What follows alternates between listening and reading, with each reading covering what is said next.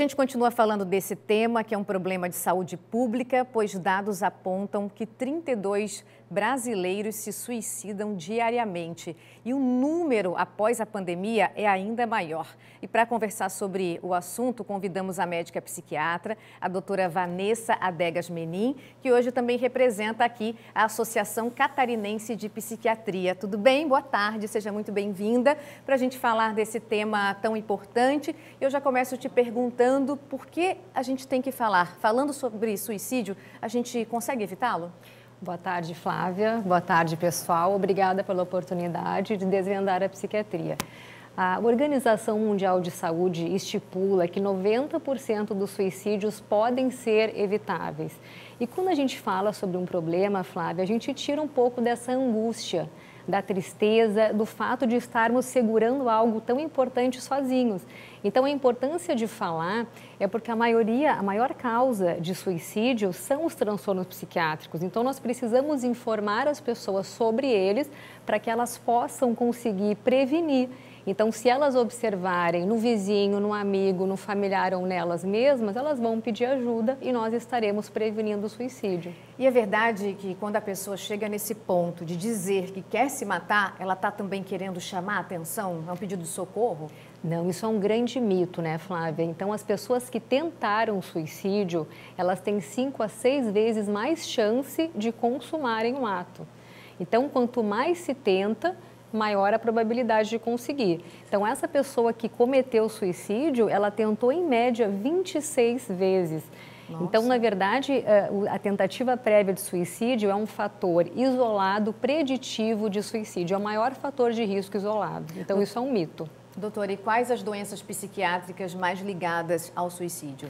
A depressão, a bipolaridade, transtorno de personalidade, a esquizofrenia. Então, a maioria dessas pessoas que cometeram suicídio ou que tentam, a grande maioria, quase 100%, tinham ou têm algum transtorno psiquiátrico que não está sendo tratado e que nunca buscaram ajuda, Flávia.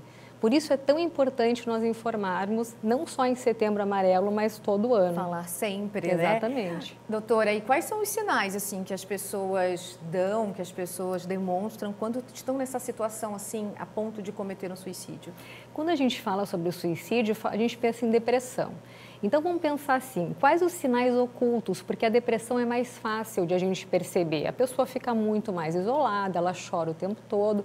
Vamos pensar em sinais ocultos. Então, essa pessoa ela tem uma culpa excessiva e ela demonstra através da fala e de alguns sinais. Está sempre se culpabilizando por tudo. Ela trabalha demais, ela mergulha no trabalho. Essa pessoa ela sente uma oscilação de humor. Nem sempre a depressão, ela cursa com tristeza, às vezes é com raiva, irritabilidade. Então, a pessoa se isola. O que é mais importante é a gente entender que cada pessoa tem um jeito, uma personalidade e que se ela muda esse comportamento, é motivo para que a gente fique um pouco mais atento. Então, existem sinais ocultos. Claro que nem sempre é tão fácil identificar.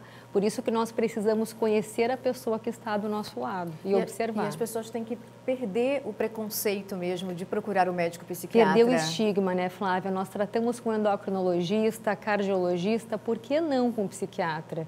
Mas existe um estigma, acredito que nós estejamos quebrando isso aos poucos e por isso falar sobre isso. Por isso o meu trabalho de desvendar a psiquiatria, para trazer as pessoas para prevenir. O médico psiquiatra, ele avalia e ele é médico. Então, assim, existem doenças clínicas que cursam com sintomas psiquiátricos. Esse médico vai conseguir avaliar e direcionar para o tratamento. E com a pandemia, doutora, a situação piorou? A situação piorou bastante.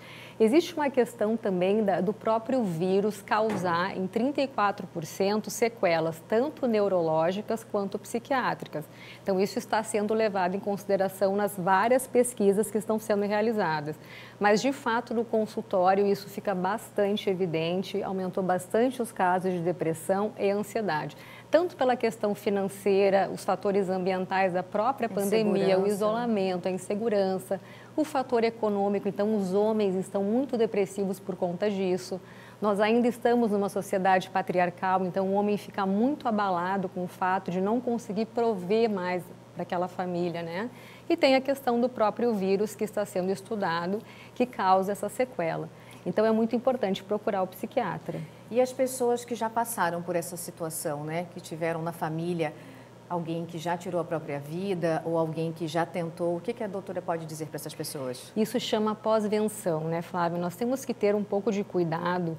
Quando a gente fala que 90% ou mais dos suicídios são evitáveis, a gente pode estar querendo dizer que aquela pessoa que cometeu o suicídio, que a outra pessoa poderia ter percebido, mas como eu falei antes, nem sempre isso é tão perceptível.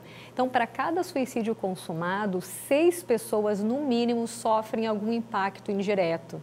Mas se a gente for um pouco mais adiante dessas 6 pessoas, são 135 pessoas, 350 pessoas. Então, quantas pessoas sofrem o impacto do suicídio de alguém que elas conhecem ou algum familiar?